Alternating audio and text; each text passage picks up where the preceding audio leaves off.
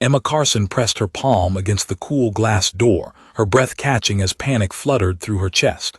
In her other hand she squeezed Tyler's small one, watching him fidget with the strap of his worn backpack. The morning air bit at her cheeks, sharp with the sting of sleepless nights and mounting bills. "Remember what we talked about, sweetheart," she murmured, dropping to her knees so she could lock eyes with her son. "You need to be really, really quiet. Sit in the break room with your books and tablet. Don't bother anyone. Can you do that for me?" Tyler nodded solemnly, his young face earnest beyond his 7 years. "I'll be good, Mom, I promise." Emma's throat worked hard to swallow the lump forming there. At 28, she'd spent 3 years navigating life as a single mother after her husband vanished one day, leaving behind a toddler and a debt-laden future. She'd clawed her way from receptionist to junior accounts manager through grit and determination, but the climb never eased. Each day demanded perfect balance between childcare deadlines and work pressures, all while fearing that one misstep would topple everything. This morning, that fear crystallized into reality. Her babysitter's 5:30 a.m. text echoed in her mind. Family emergency. Couldn't watch Tyler. Emma had dialed every backup plan, but none could fill the gap. She couldn't miss work, not after her supervisor had already marked her as unreliable following last month's flu episode. So here she stood, defying company rules by bringing her son inside, praying no one would notice or care. They found the break room without incident. Emma arranged Tyler's supplies in the corner, books, tablet loaded with learning games, and the homemade snacks she'd packed. "I'll check on you every hour," she promised. "If you need anything, text me. And Tyler, I know, Mom, stay quiet, don't bother anyone." Tyler offered a small smile. "It's okay. I've got this." Emma pressed her lips to his forehead, fighting back tears, then walked toward her desk. For 3 hours, silence reigned. Emma tackled her tasks, glancing at her phone every few minutes for any word from Tyler. Nothing. He was keeping his promise perfectly. Then at 10, her supervisor Linda appeared at her cubicle, arms crossed, expression grim. Emma's stomach plummeted. "Emma, I need to see you in my office now." The hallway echoed with Emma's footsteps as she followed, mind racing through explanations, desperate to find something, anything that might save her job. Linda's office door clicked shut and she turned, voice cold. "Is there a child in our break room?" "Emma, I can explain. Do you have any idea how inappropriate this is?" "This is a professional workplace, Emma, not a daycare center. I know, and I'm so sorry.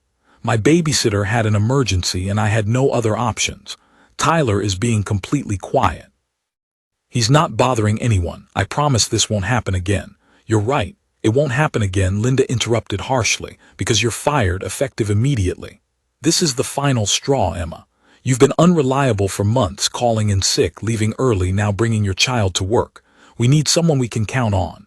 "Please," Emma said, her voice cracking with desperation. "I need this job. Tyler and I will lose our apartment. Please, Linda, I'll work extra hours.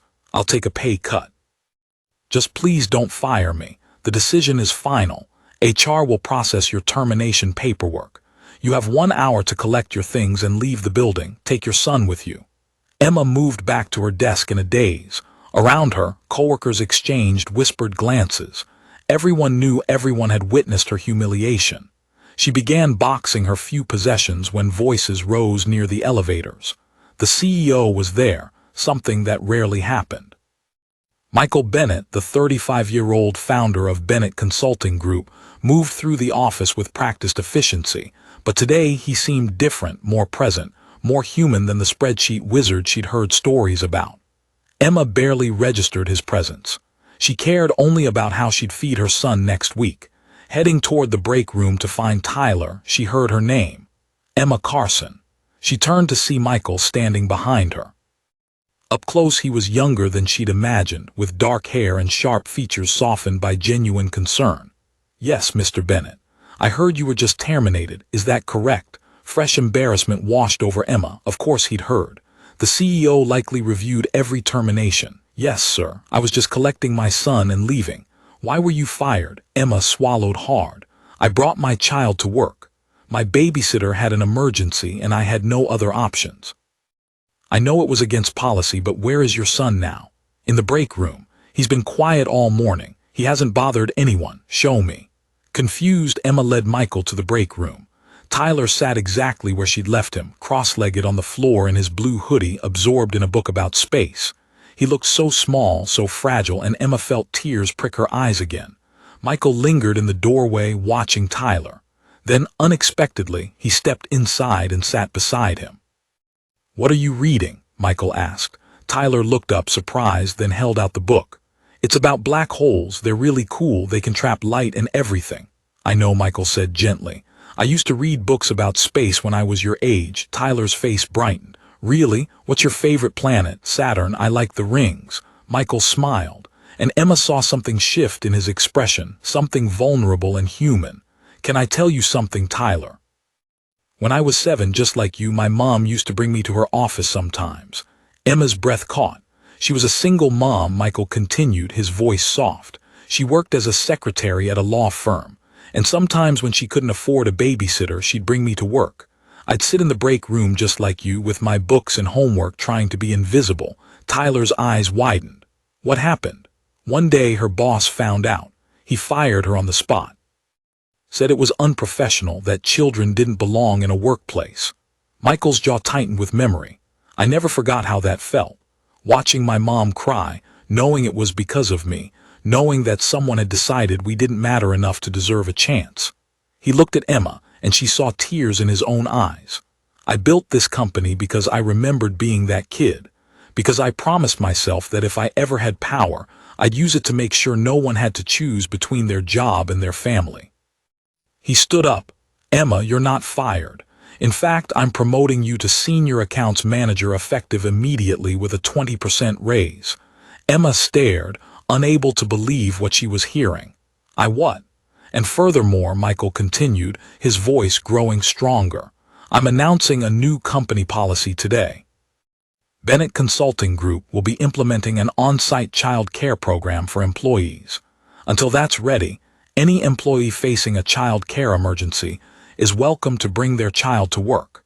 We'll set up a dedicated space with supervision." He scanned the break room at the few employees who'd gathered, curious about why the CEO was sitting on the floor with a child. This company was built on the principle that good people deserve good opportunities. Emma Carson is an excellent employee who's been dealing with impossible circumstances. Instead of punishing her for being human, we're going to support her and any employee in a similar situation. Linda appeared in the doorway, her face pale. "Mr. Bennett, I was just following company policy." "Then the policy was wrong," Michael said firmly, "and it's changed as of now. Linda, I'll need to speak with you in my office about how this situation was handled." He turned back to Tyler. "Tyler, your mom tells me you like space. Would you like to see my office? I have a telescope up there." Tyler looked at Emma, who nodded, still in shock. "Can I, Mom?" "Go ahead, honey." As Michael led Tyler toward the elevators, he paused and looked back at Emma. "My office. 1 hour. We'll discuss your new position and responsibilities. And Emma, thank you for what? For reminding me why I started this company. For showing me that I'm still that kid who sat in break rooms hopping not to be seen. For giving me the chance to be better than the person who fired my mother." 1 year later, Emma stood in Bennett Consulting Group's new child care center, a bright, cheerful space on the second floor with toys, books, art supplies, and 3 full-time caregivers. Tyler was there now, playing with the children of other employees, completely at ease. The program had been an immediate success. Employee retention had increased dramatically. Productivity was up, and Bennett Consulting had been featured in several business magazines as an example of progressive workplace policies. But for Emma, the changes went deeper than policy. She'd been promoted twice more and now headed her own team. She'd moved to a better apartment. Tyler was thriving in school, and most surprisingly, she developed an unexpected friendship with Michael Bennett. He stopped by her office that afternoon carrying 2 cups of coffee. "Got a minute for the man who saved my career, always." Michael sat down, looking slightly nervous. "I wanted to ask you something, and please feel free to say no. This won't affect your job in any way, okay? Would you like to have dinner with me? Not a business dinner, a real date." Emma felt her heart skip. "Michael, are you sure? I come with complications. A kid, a chaotic schedule, a history of terrible choices in men." "Emma," Michael interrupted gently, I grew up watching my mother struggle alone. I know what single parenthood looks like. I know how strong you have to be, how much you sacrifice. That's not a complication, that's courage." He paused. "I've been wanting to ask you out for months, but I didn't want to make things awkward or create any power dynamic issues. You work for me, and I never wanted you to feel pressured, but I can't stop thinking about you, about how brave you were that day, how much you love Tyler, how hard you work. You remind me of my mother in the best way possible." Emma felt tears in her eyes. Yes, I'd love to have dinner with you. Really, really. But Michael, I need you to know Tyler comes first always. If you're not okay with that, Tyler comes first." Michael agreed. "I wouldn't have it any other way." 3 years after that morning, when Emma had stood outside the building, clutching her son's hand and a clipboard, afraid of losing everything, she stood in the same spot wearing a white dress, holding a bouquet of flowers. The small wedding ceremony was held in Bennett Consulting's rooftop garden. Tyler stood beside Michael as best man, beaming with pride in his little suit. When the officiant asked if anyone objected, Tyler piped up, "I don't object. I want Michael to be my dad." The gathered employees laughed, and Michael's eyes filled with tears.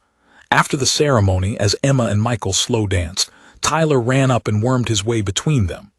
"Group hug," he demanded, and they obliged, the three of them holding each other as the sun set over the city. Later, when the party was winding down, Emma found Michael standing alone by the railing, looking out at the view. "What are you thinking about?" she asked, slipping her hand into his. "I'm thinking about my mother, wishing she could see this, knowing she'd be proud." He turned to Emma. "She died when I was in college, worked herself to exhaustion trying to give me opportunities. I've spent my whole life trying to honor her sacrifice." "You have," Emma said softly. "You've created a place where people like her, like me, don't have to choose between survival and family. You've given Tyler and me a life I never dreamed was possible. You gave me something, too." Michael said, "You reminded me why all of this matters. The company, the policies, the success, it means nothing if it doesn't help real people. You and Tyler showed me that." He pulled her close. "That day I saw you being fired for bringing your son to work. I saw my mother. I saw myself. I saw every person who's ever been judged for struggling, for being human, for trying their best in impossible circumstances. And I knew I had the power to make it right. You gave me that chance." Emma kissed him gently. "We saved each other then." "Yeah." Michael agreed, looking over to where Tyler was teaching some of the other kids a new game. "We did." The child care center that had started because of one desperate mother and one CEO who remembered being that desperate child now served over 50 families. Bennett Consulting's progressive policies had inspired other companies to follow suit. And every new parent who walked through those doors with their child worried about being judged found instead a community that understood. Because Michael Bennett had been that kid. He remembered what it felt like to be small and quiet in a break room, hopping not to be noticed, carrying the weight of his mother's fear that they'd lose everything. And he decided that no child should have to feel that way, that no parent should have to choose between their job and their family, that compassion wasn't a weakness in business. It was the foundation of true success. Emma had walked through those doors expecting to lose everything. Instead, she'd found everything she'd never dared to hope for, a career that valued her, a partner who understood her struggles, and a place where being a mother wasn't a liability, but a strength. Sometimes the worst moments of our lives become the foundation for the best. Sometimes being fired leads to being found. Sometimes the person who saves you is someone who sees themselves in your struggle and decides to be the help they once needed. Michael had been that kid in the break room trying to be invisible. Now he was the man who made sure no kid had to be invisible again, and that made all the difference.